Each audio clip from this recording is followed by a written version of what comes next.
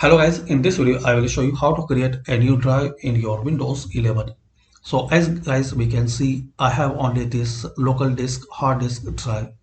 So if you want to make partition and you want to create a new drive, so click on this search icon. So click on this search icon and here type disk management. Now click on create and format hard disk partitions. Now guys, right click on your disk where you have more data, more gigabytes. In my case I have only one drive, local disk C, and it has about 237.81 GB. So right click on it and click on shrink volume. Now wait few minutes querying volume for available shrink space. Please wait.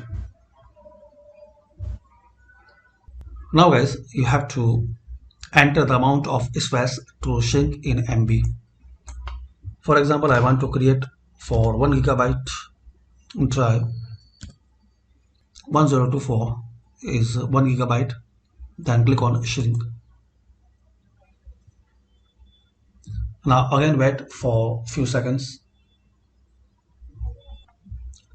Now guys, you will see 1 GB unlocated. Right click on it and click on new simple volume.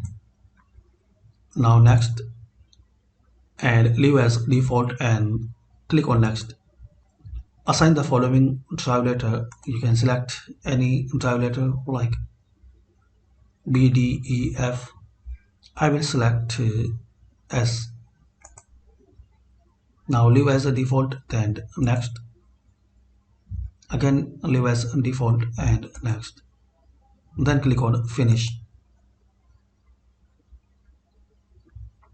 That's it.